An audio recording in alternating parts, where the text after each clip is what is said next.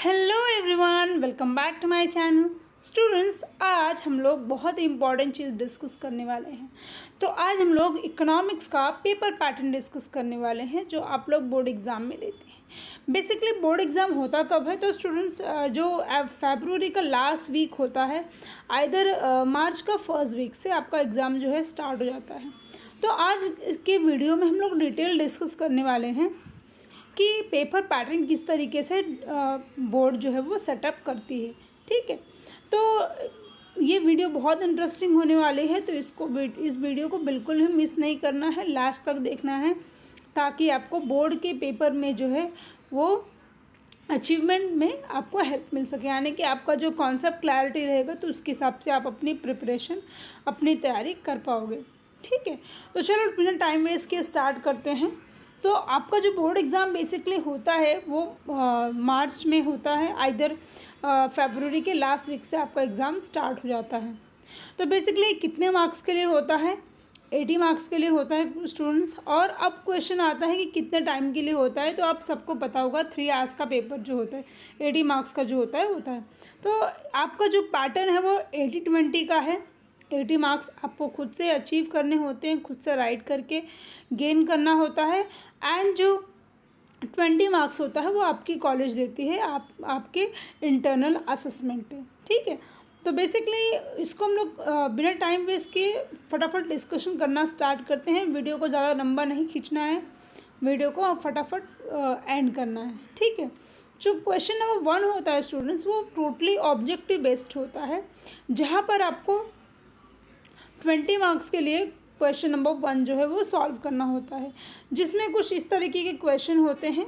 Choose the correct option, complete the correlation, give economic term, find odd word out, complete the following sentence, choose wrong pair, assertion and reasoning and identify the right pair of from the given option. ये इस जो 8 option दिया है उसमें से कोई भी 5 आते हैं। ठीक है, और एवरी क्वेश्चन 5 मार्क्स का होता है। ठीक है, तो ये था क्वेश्चन नंबर 1।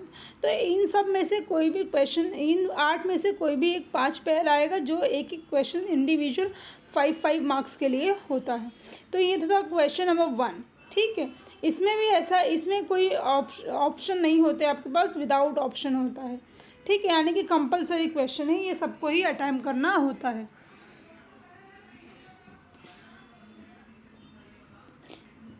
देन बात करते हैं क्वेश्चन नंबर 2 की।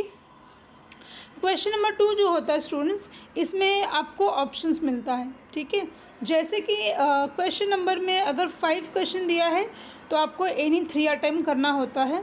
तो क्वेश्चन नंबर 2 में 2 तरीके के क्वेश्चन आते हैं। Identify and explain the concept, जिसमें आपको होता है कि आपको क्वेश्चन देख के उसका इकोनॉमिक टर्म जो है आइडेंटिफाई करना है ना, उसका रीज़न लिखना है, यानी कि उसको एक्सप्लेन भी करना है। तो टोटल 5 क्वेश्चन दिए जाते हैं और एनी 3 आपको करना होता है फॉर 10 मार्क्स। ठीक है, ये होता है मार्क्स विद ऑप्शन, और विदाउट ऑप्शन में आपको 6 मार्क्स के लिए होता है। दूसरा आता है डिस्टिंग्विश, जो आपको 2 मार्क्स के 3 क्वेश्चंस करने होते हैं। 5 क्वेश्चन दिए होते हैं, आउट ऑफ आपको 3 करना होता है 2 मार्क्स के लिए। ठीक है, क्वेश्चन नंबर 2 का ए भी आपको 2 मार्क्स के लिए ही होता है। देन नेक्स्ट बात करते हैं आंसर द फॉलोइंग क्वेश्चन। इसमें क्वेश्चन नंबर 3 है। ये क्वेश्चन नंबर जो 3 है वो बेसिकली 4 मार्क्स के लिए पूछा जाता है।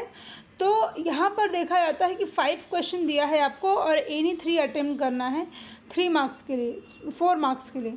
तो एक पर क्वेश्चन 4 मार्क्स, 4 3 12, 3 क्वेश्चन आपको करने होते हैं।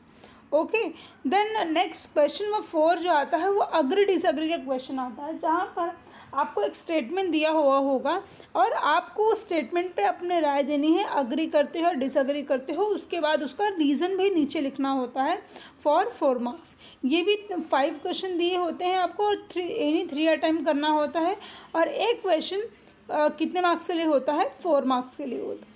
नेक्स्ट बात करते हैं क्वेश्चन नंबर 5 की। स्टूडेंट्स, इसमें आपको 2 तरीके के क्वेश्चन दिए होते हैं, और यहाँ पर एक तो होता है जो आपको टेबल को स्टडी करना होता है और आंसर देना होता है, और एक में पैराग्राफ दिया हुआ होता है। ठीक है। तो बेसिकली ये क्वेश्चन, इसमें आपको 3 तरीके के क्वेश्चन आते हैं और एनी टू सॉल्व करना होता है। और ये क्वेश्चन जो होता है ये भी 4 मार्क्स के लिए होता है और 3 क्वेश्चन दिया होता है, इसमें से 2 सॉल्व करने होते हैं, यानी कि टोटली आपके 8 मार्क्स का क्वेश्चन बोर्ड में आता है। एंड लास्ट क्वेश्चन की बात करते हैं, क्वेश्चन नंबर 6। तो ये किस तरीके का होता है, ये होता है आपका 8 मार्क्स का एक क्वेश्चन, यानी कि 3 क्वेश्चन दिया हुआ होगा, एनी टू सॉल्व करना है, 8 2 जा 16 यानी कि 16। तो बेसिकली यहाँ पे आपका ये कैलकुलेशन आता है कि आपका 80 मार्क्स का पेपर आता है किस तरीके से। क्वेश्चन नंबर 1 ऑब्जेक्टिव बेस होता है, question number 2 identify and explain और डिस्टिंग्विश, क्वेश्चन नंबर 3 में आपको क्वेश्चन आंसर लिखना होता है, क्वेश्चन नंबर 4 में अग्री डिसअग्री होता है, क्वेश्चन नंबर 5 में आपको स्टडी करना होता है टेबल आइदर पैराग्राफ को और आंसर लिखना होता है, और क्वेश्चन नंबर 6 में आंसर एंड डिटेल लिखना होता है। तो बेसिकली बोर्ड का जो पैटर्न है वो किस तरीके से क्वेश्चन वाइज को डिस्ट्रीब्यूट करता है 80 मार्क्स के लिए।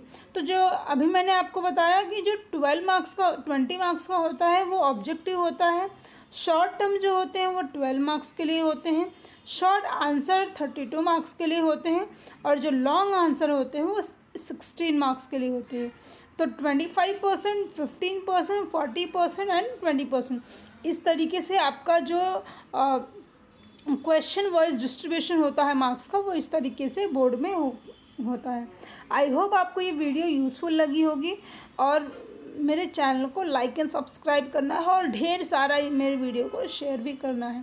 Thank you so much everyone, and yes, it really means a lot. You are giving so much love to my channel. Thank you so much.